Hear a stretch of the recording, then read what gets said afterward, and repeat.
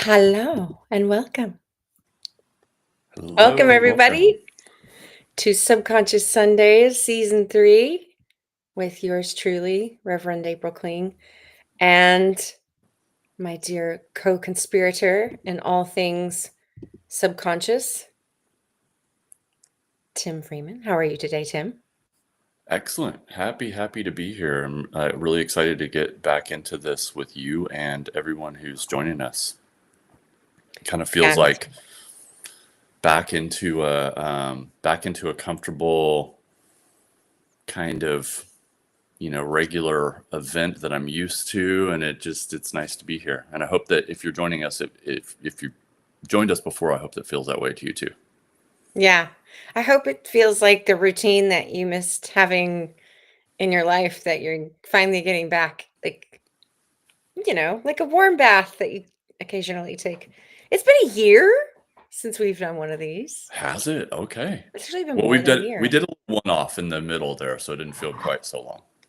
Yeah, that's true. We did one on crisis. That was really good. We almost did it on today's topic, actually, but we decided to Yep. do it on crisis, and that was intimacy.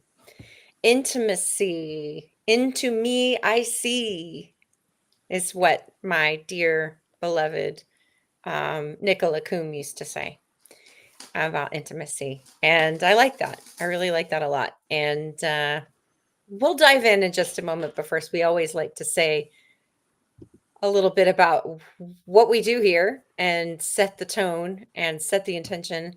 That Subconscious Sundays is here to be a fun and entertaining and laid back way to discuss potentially serious and heavy topics. This is a lighter one, but it'll kind of glance on some serious, heavy stuff.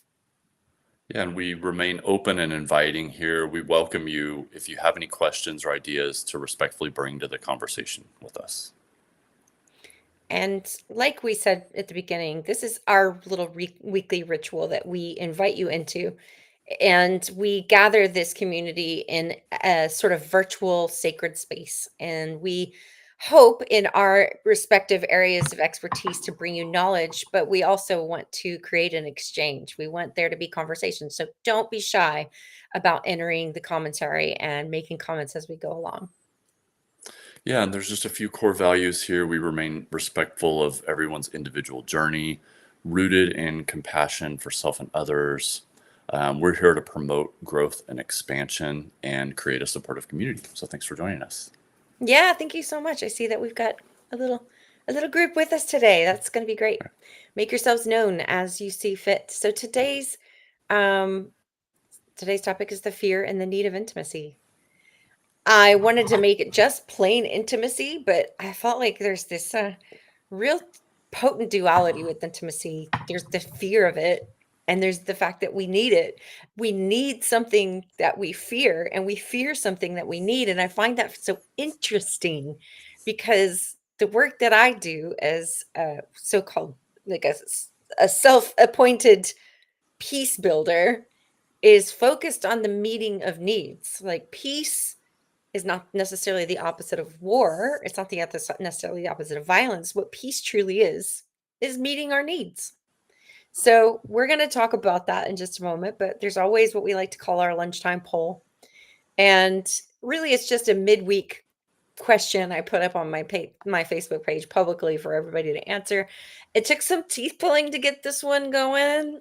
Some weeks are better than others. This one was a bit of a rough one.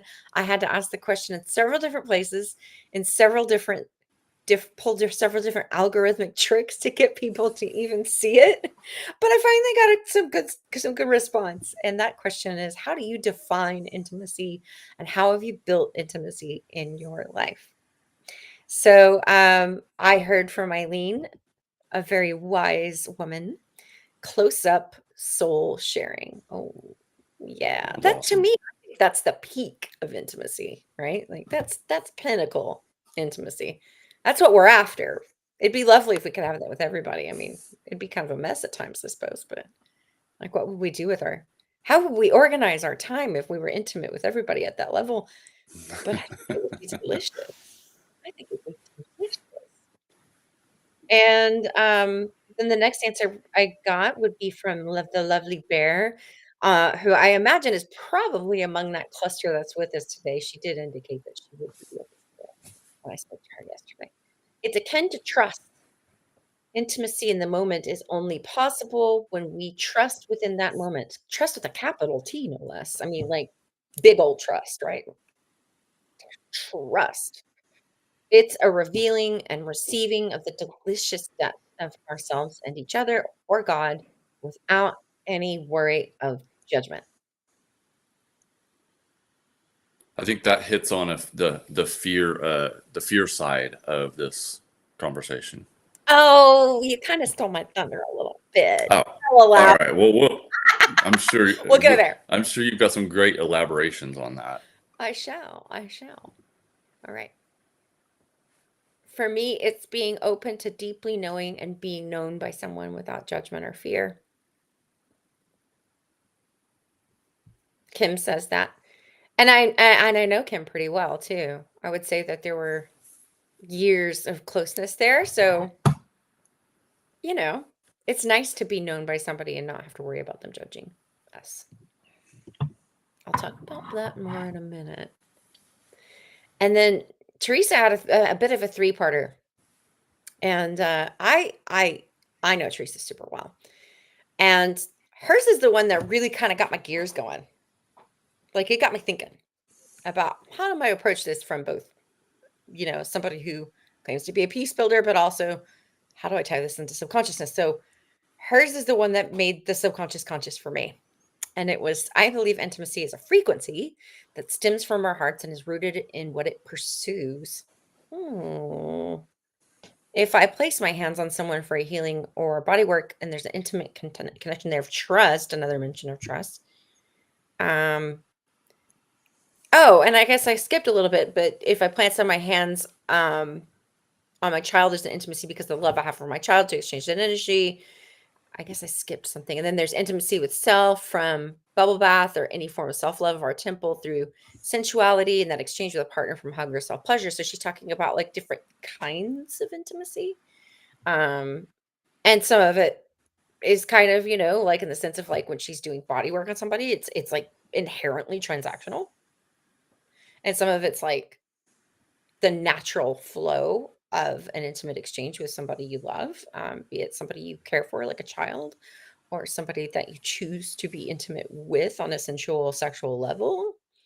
So there's a trust that she mentions in all of that. And I really feel strongly that everybody touched upon or glanced upon or went in depth into something that I also wanted to say, but I also would be remiss if I didn't mention that this is like our designated celebration episode of 40 years of friendship. So Yeah.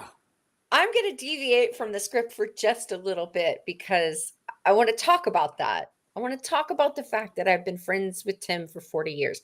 I'm not going to sit here and say that Tim and I were like best friends that whole time.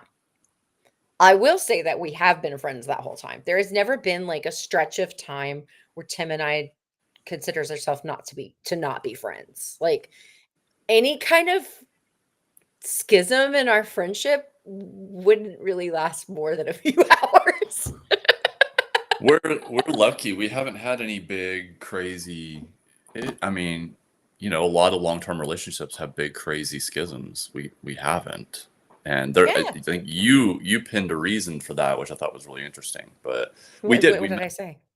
Well, okay. So you said something about, oh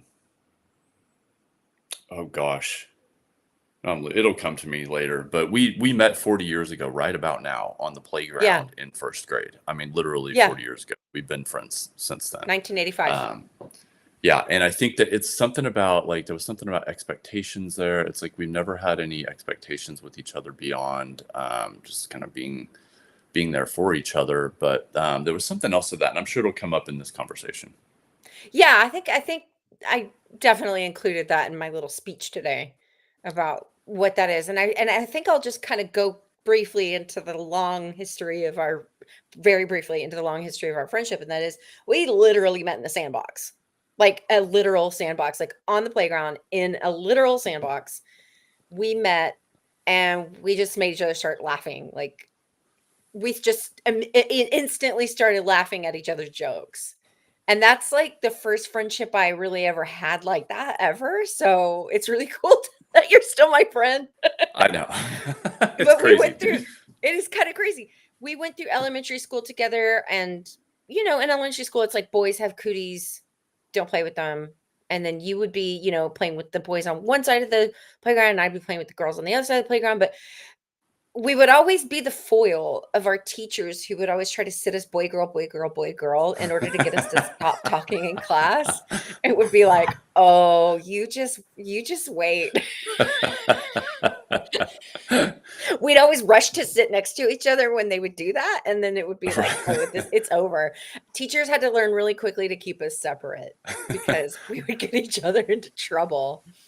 But then junior high came along, and that divide seemed to have like been a bit more pronounced, going through puberty and all this stuff. And it was sort of like all of a sudden, all of the boy girl relationships had to be very precisely defined as to what they were.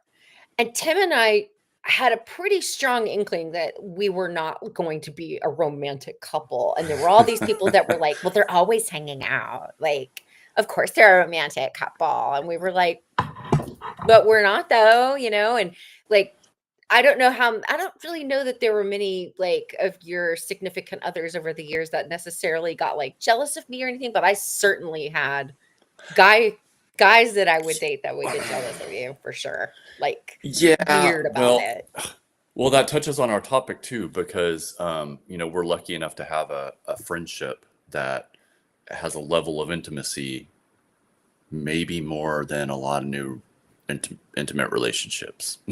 Yeah. Yeah. Yeah.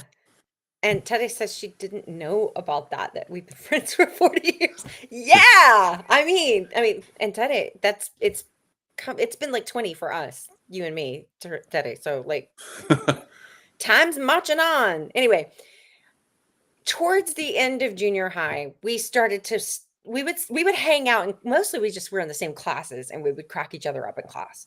But then towards the end of junior high, we started to like go, you know what? We need to actually hang out.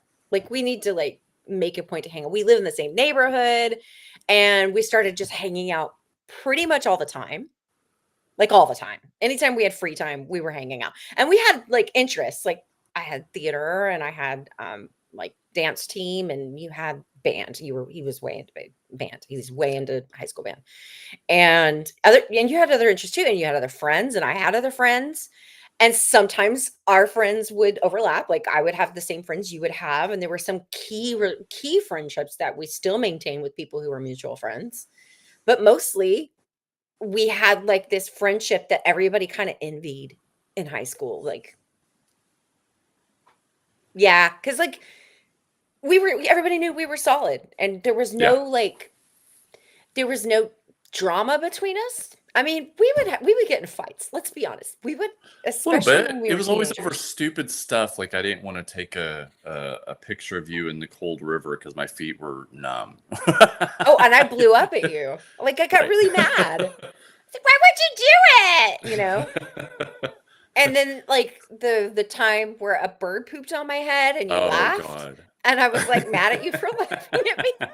And Well, I all right. think both of those I could cite that both of those incidences were like within the same like cluster of months too. Like Yep.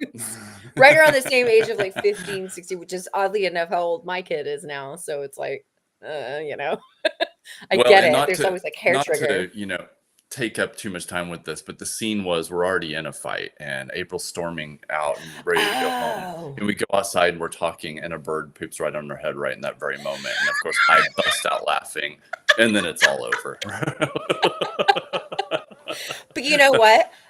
In the time it took me to walk home from your house, which couldn't have been more than 10 minutes, the phone was already ringing. The landline was already ringing, and it was you ready to apologize. It Oh, was that's me. so funny because that's just the MO. Like, I guess it always has been. But come on.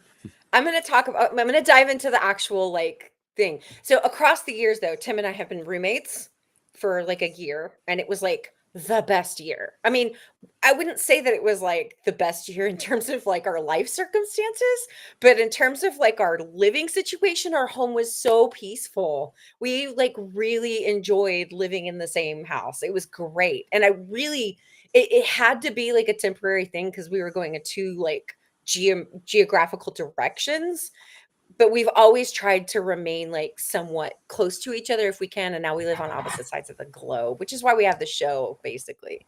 But over the years we've seen significant others come and go.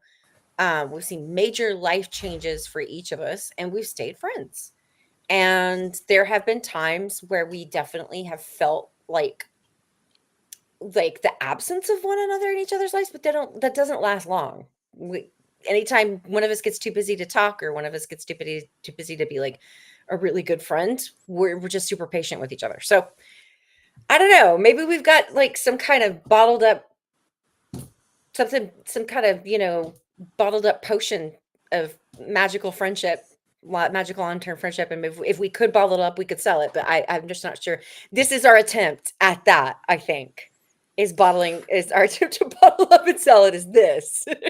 Well, interestingly, some of the points that you're getting into today here with this subject, I think is part of what's bottled up, like what could be bottled up and sold as like what makes a good relationship, right? Exactly, yeah. So I want to talk a little bit about like the what is all these questions that I ask everybody to answer, I'm also thinking about. And I always want to note in every episode and never neglect it that your answers inform my own. Like I'm learning from all of you, which is why I give all of you credit for what you have to say. And I always try to tie it back to your expressing that. So thank you, all of you who respond and engage with us in this way. Um, but what it came down to for me is like, why do we need intimacy? Like, what there's the fear and the need. So, why do we need intimacy? Why can't we just live like hermits and be like the hermit card in the tarot deck and just live on a mountain in a cave and not needing one another, which sounds lovely at times. It's because we can't meet our basic human needs alone. And there's a spectrum of intimacy. Like, I feel so close to some people, and I don't feel very close or don't know many more people, right? And there's also that spectrum of like a willingness to be intimate with somebody. Like, I meet somebody and I know right away pretty much how much I'm willing to be intimate with somebody. And there's deviation from that. Like, sometimes you meet somebody and you're like, I do not want to be friends with that person. And they end up being absolute besties. Or there's sometimes you meet somebody and you think right away, oh my God, they're amazing. I just want to like do everything with them. And I think they're the coolest. And then over time you realize that they're total narcissists and you don't want to have anything to do with them, whatever. But there's always some kind of spectrum in play of like how you're willing to be intimate with somebody too. And I would say that I could borrow a bit from physics class when I say that time times effort, like time by effort equals intimacy too. Like you can know somebody for 40 years and not really put a lot of effort into that relationship and be very unintimate with them. Like Tim and I grew up in the same hometown, same neighborhood, same schools all our lives. And there's tons of people that we went to school with. There's tons of people that live in our neighborhood that we don't know that well, like, or barely know. And then there's people that Tim and I have known for very short periods of time, or I've known very short periods of time. You've known very short periods of time. There's people that we've both known for ages, like Dusty. She said she might be watching the show today. I've known Dusty longer than I've known you, Tim. But we haven't really been like super close friends until we became teenagers. And then ever since we became teenagers in youth group at church, we've been really close, like going on trips to San Antonio, stuff like that. So time and effort is like a physics equation of intimacy, I think. And it can develop only with effort.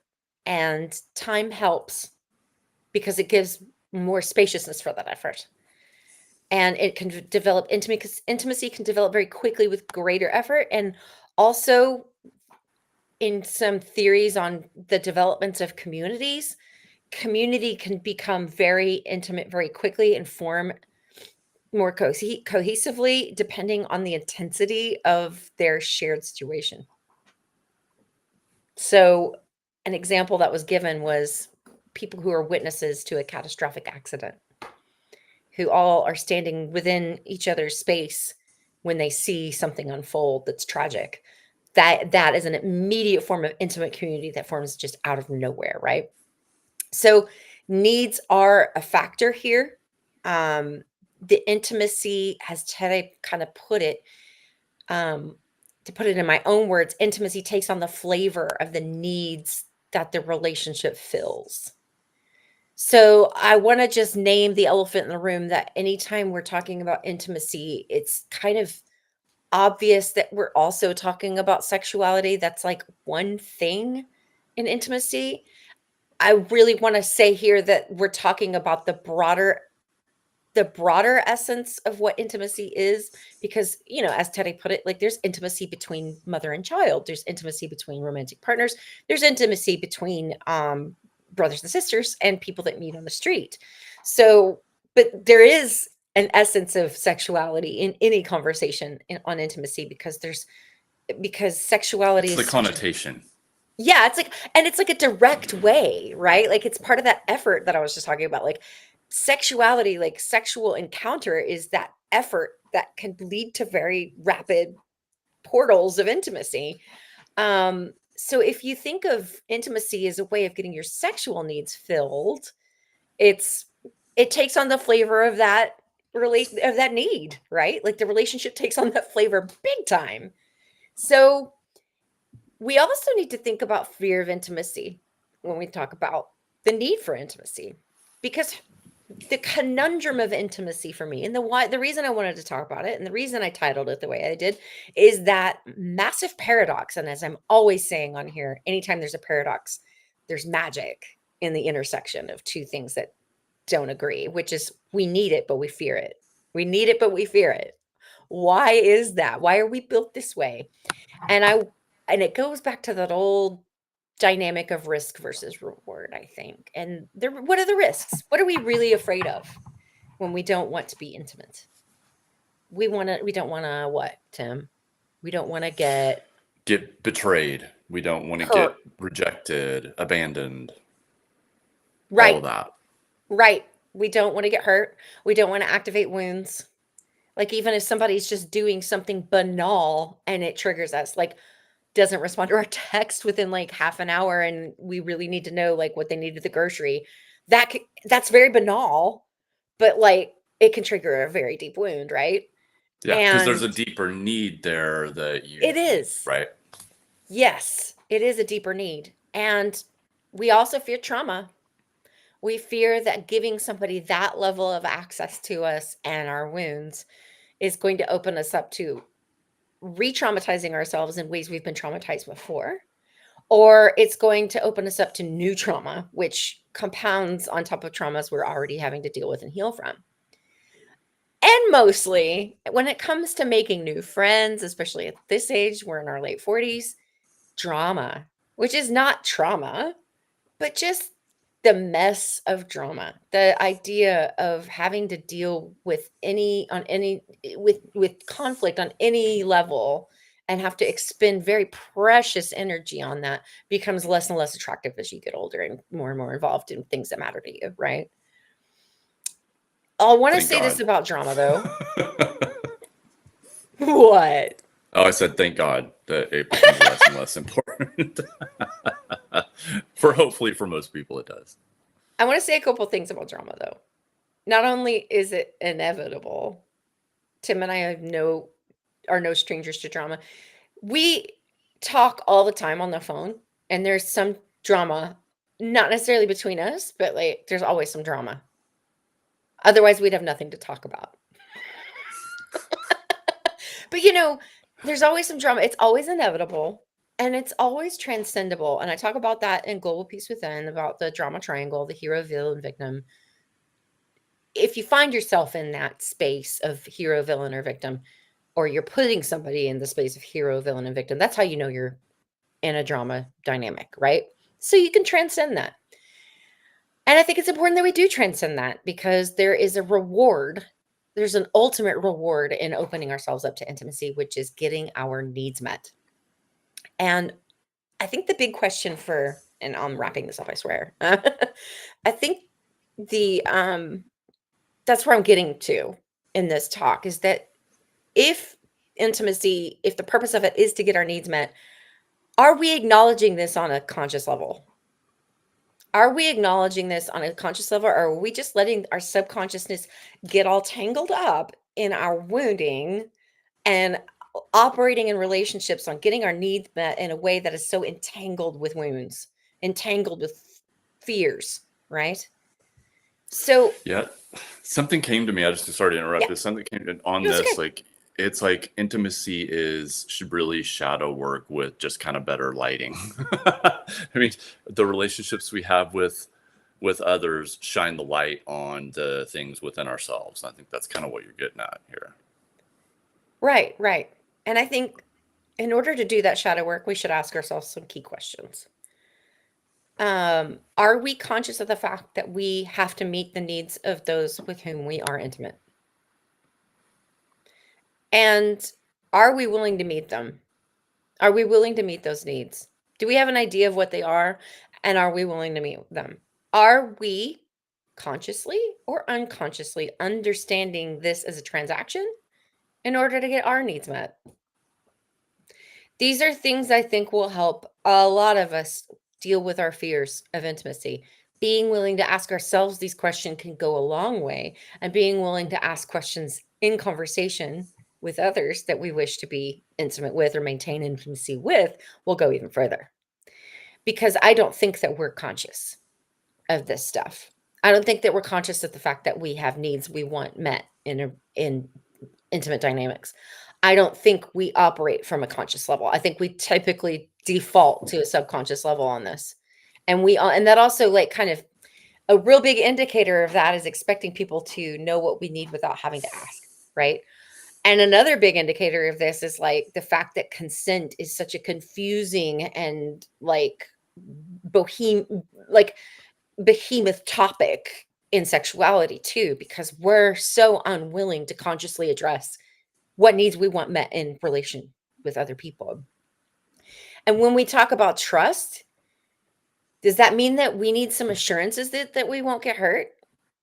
Does that mean that if we are intimate with someone else and do we expect that intimacy to address our wounds rather than neglect, abandon, or provoke them? We need we need to really define what that trust means. Do we trust that that person is going to offer us a specific need? I think that trust in and of itself kind of it buries it's a great term and multiple people used it in responding to the question because I think it kind of encapsulates two different things. We want to assuage our fears and we also want to know if what's getting addressed here, are we going to get healing from the things that could be triggered, or are we going to get triggered more? And we don't know. And we go into so many of these not knowing because we're not willing to communicate. I also want to note that Tim mentioned freedom at the beginning of this thing. And like the fact that we've had a lot of freedom in our friendship has been kind of like the bottled up magic potion of why it's lasted so long. It's because I've never really asked a whole lot of Tim. Tim's never really had to ask a whole lot of me, even when we lived under the same roof. I think we were really open with each other, but like, I need you to help me with the bills this month or whatever, like came up, I need you to like let me have the house to myself because I'm having someone over, right? But when I was talking about freedom, when I was thinking about freedom in this, making my notes for this, I was thinking about consent means like asking and having it willingly, enthusiastically given.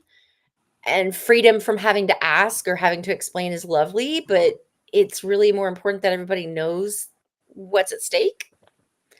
And also the freedom for judgment, because a lot of people brought up like, I don't like wanting, intimacy means not having to be judged. Is this our opportunity to address our inner judges as well as theirs? And this goes into, this is my final thought on this. I know I've taken up a lot of time. It's a kind of, but conflict, right? Like when we think about the people that we're intimate with, there's really not a freedom from judgment. There's always a constant engagement of our inner judge and their inner judge, or the way that we project their inner judge onto, like our inner judge onto them as their inner judge, right? So conflict, I want to just leave with this final point. Conflict is the ultimate form of intimacy. It is. It forces us to address our needs on a conscious level. It brings the unconscious forward, and it offers us the opportunity to address the subconscious patterns of getting our needs and desires met. So if we find ourselves in intimacy, we think that holding hands, having sex, having long telephone conversations, physical touch, acts of service, the whole love languages thing, those absolutely add to intimacy. And we talked briefly about portals of intimacy before, but I don't think there's any greater portal in the world than conflict. And that means that we need to become very gifted, as Joanna Grace once said in my seminary. We need to become very gifted in conflict resolution in order to have the kind of lives that we strive to have someday. And that's pretty much what I have to say, Tim. I would love to hear your feedback. Well, that's so interesting to me. With your, one question I think I have for you with your work as a peacemaker. Of course, you mentioning conflict as a form of intimacy. It's a very, provocative thought, right? And the way you describe it, it's like, yeah, that's totally true. And it's almost like conflict is what happens when you keep those needs unconscious and for too long, when it has to bubble out, right? It has Right. to bubble up the surface or whatever. So I'm just curious, is that how you came to that kind of piece of wisdom, or is it more from personal experience, or is it more from your experience, what you're learning as a peacemaker? Like, what's your take, I guess? Yes, to all those questions. Okay. Um, Got it. and I think that a greater understanding of how conflict is defined is important here, because conflict doesn't mean fighting. It just means that our needs differ and our means to the ends of getting our needs met differ.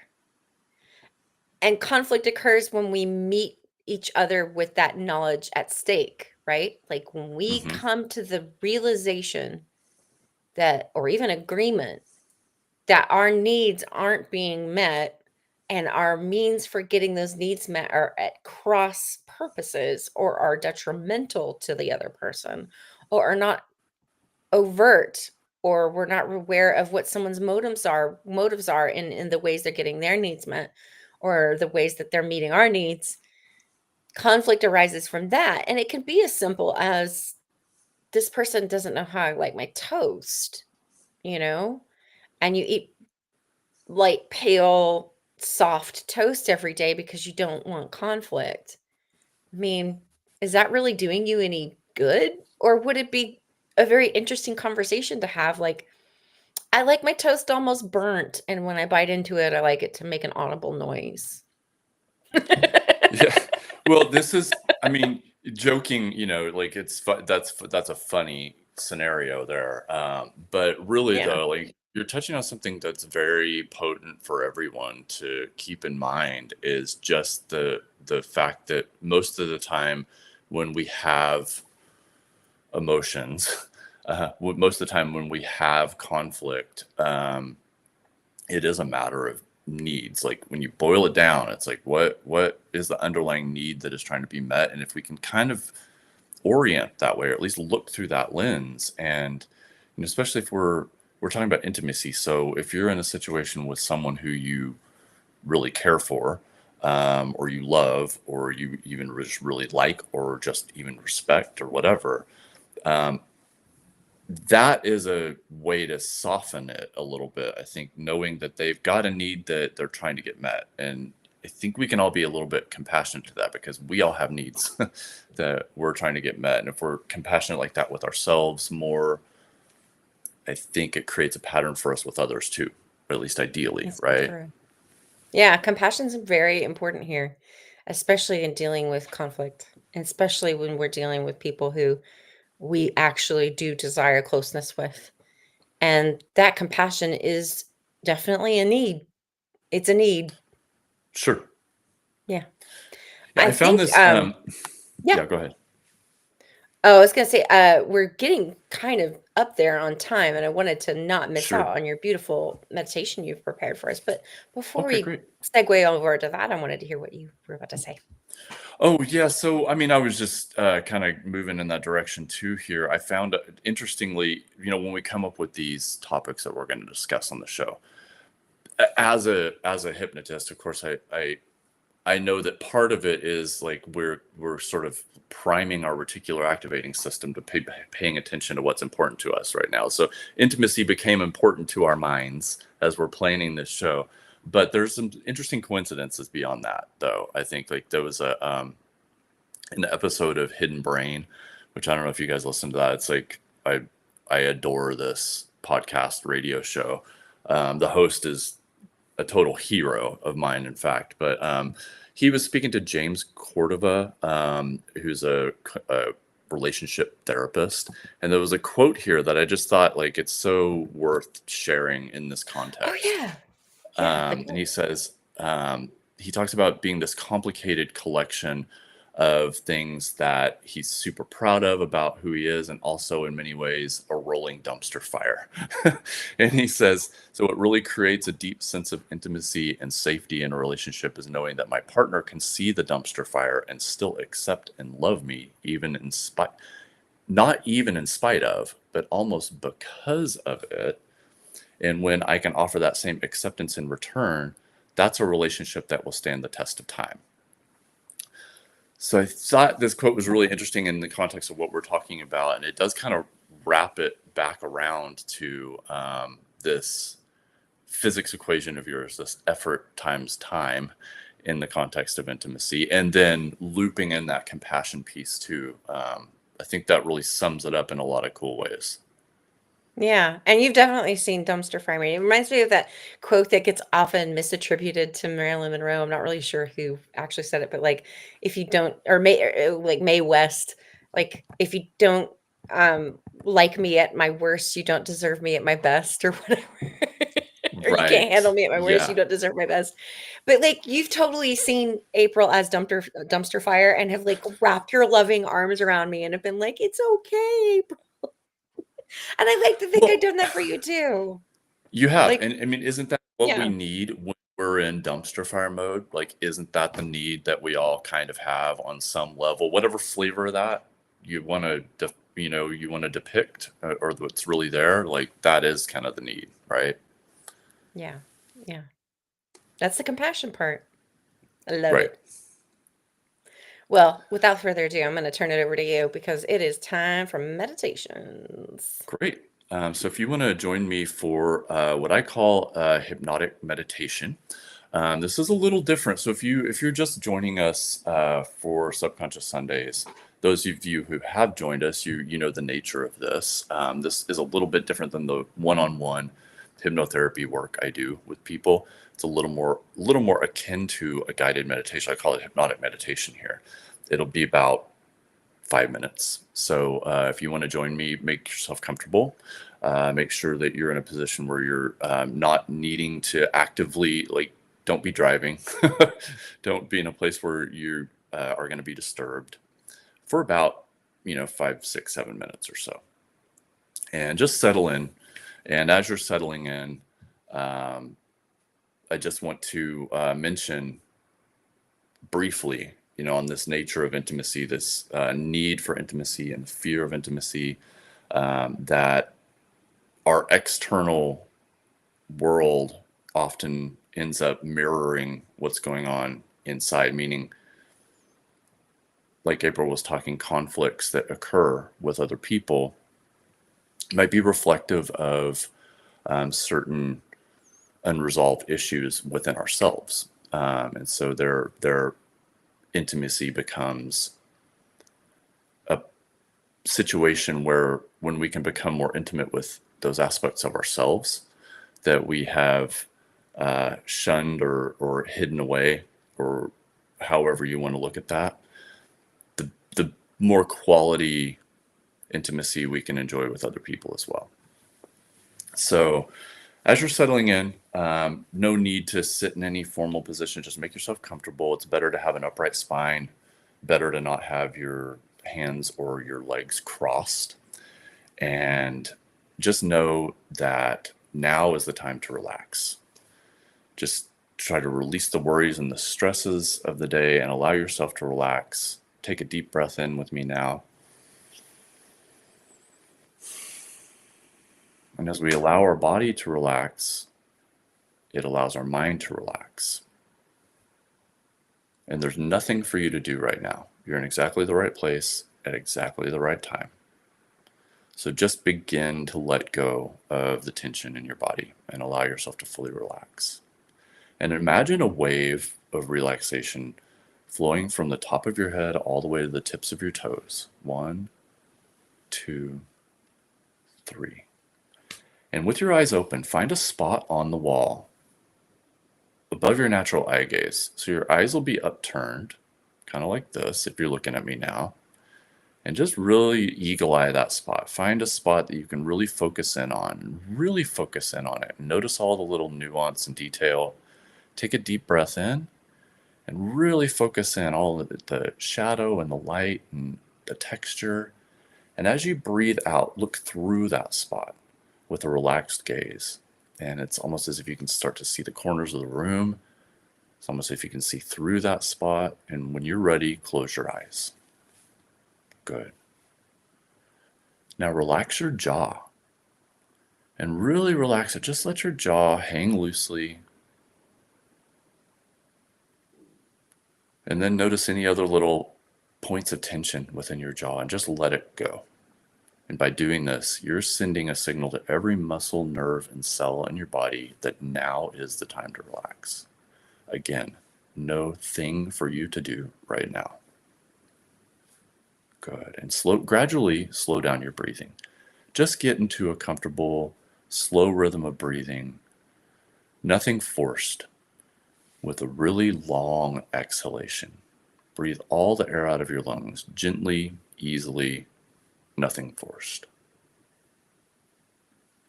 And gradually just maintain this slower, relaxed rate of breathing. And now relax the back of your tongue. See if you can see how relaxed you can get this part of your body that you probably never think about or never pay attention to. See if you can just relax the back of your tongue. By doing that, you're decoupling your tongue from the part of your mind that's always preparing to speak. Good. Now, using the magic of your mind, drop your consciousness into your heart. We often think about the seat of our consciousness being somewhere behind our eyes. Allow the seat of your consciousness to drop down into the area of your heart. And you might feel your body relax even more into the surface that you're resting against. In fact, now take your attention to the feeling of the surface you're sitting upon or laying down upon, gently pressing up into your body, that feeling of gravity holding you gently, reliably, that feeling of support from gravity. And as you take in a deep breath, send your awareness down, deep into the earth, down through all the layers into the very center of the earth. Allow your awareness with the power of your imagination to sink right down into the center of the earth, grounded, supported, way down. And as that awareness fades, you go even more deeply, even more comfortably relaxed. And when you take in your next in-breath, feel free to bring up some of that grounded, supported energy from the earth into your body and allow your awareness now to go up, up, and out, all the way up, all the way to the center of the universe, connecting with whatever your sense of a higher power is. Just know in this moment, whatever your beliefs, you are deeply, deeply loved. And if you'd like, on your next in-breath, you can breathe back down into your body that spirit of inspiration, protection, even a feeling of being deeply loved. Breathe that back down into your body and let those two energies commingle in this balance point of your heart. That grounded, supported energy of the earth, that energy of inspiration, even divinity. Let those two mix right in that center point of your heart, feeling so relaxed and comfortable now. And imagine a warm golden light surrounding your body, filling you with an even deeper sense of peace and tranquility, almost weightless, very spacious. And as you focus on that sense of spaciousness all around you, it's almost as if you can't tell where your body ends and the rest of the world begins, connected to everything in the universe right now. Feels really good. Feel this light washing away any last bit of tension in your body, leaving you in a deep state of relaxation and stillness and calm. And as you slow your rate of breathing even further, nothing forced, slow and relaxed breaths, just notice how still your body and mind have become. And you might get just still enough to feel the flow of life all around you. Living, dynamic, and just fall back into that flow now, effortless. Good. Now, with the magic of your mind, imagine that your life is a house. Whatever comes to mind right now is exactly right. Now, step into that house. Just allow yourself to step into that door. And as you walk into this house, notice as you walk into what might be a living room, there is someone who you deeply care about right there. And whoever comes to mind right now is exactly right. And this person doesn't seem to be feeling very good at the moment. They are actually a little embarrassed. They're a little ashamed of something. They're feeling a little dejected. Just as you would if your friend was right there in your house in the living room, do as you would do. You might go over and sit next to them. Allow yourself to do exactly as you would do with this person. Sit with them. Be present with them. That's most important right now. Whatever's happening with this person right now, whatever need they have, whatever they're feeling, just be present with this person. Be deeply present with them. They might be sharing something with you, they might not be. They're probably expressing an emotion. Just be present with them. Give them your loving attention. And imagine, inside of you are the words that need to be said that will help this person feel seen and feel loved. And feel free to share those words with them now.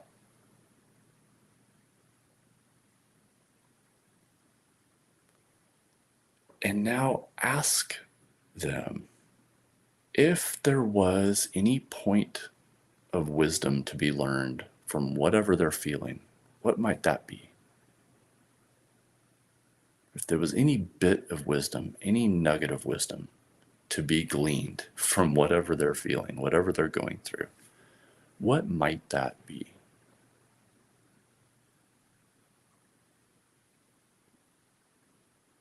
Now let that scene fade away. You're still in the house.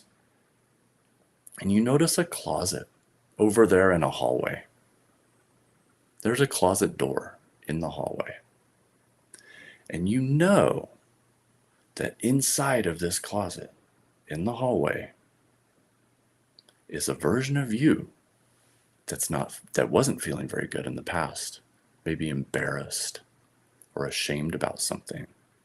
And you can feel that. It's so familiar because you experienced it. You feel it coming from that closet. Now, with the magic of your mind, go over to the closet, gently open the door, and just like you did with that loved one, sit next to, there you are. It's a version of you in the past, feeling embarrassed, ashamed, not feeling very good right now. Exactly as you did with that loved one. Be with that version of yourself. Be very present now with that version of yourself, whatever they're going through.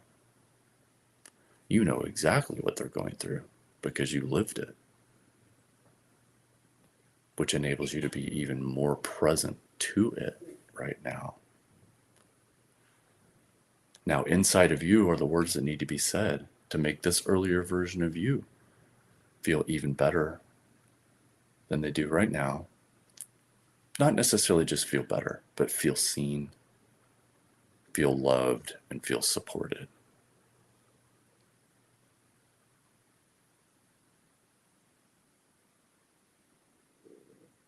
And now, with the magic of your mind, ask this version of you if there were a nugget of wisdom to be gained from whatever they're going through, what might that be?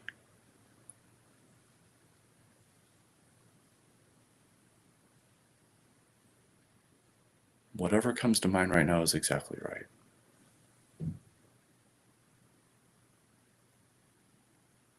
Good. Now allow that version of you, allow yourself to merge with that earlier version of you. It's like magic. You two just come together as one. You're the same person. It's just an earlier version of you coming together as one. You feel that wisdom. You feel those feelings. You feel those needs. You know what needs are trying to be met. And you know how to meet them for yourself in this specific case.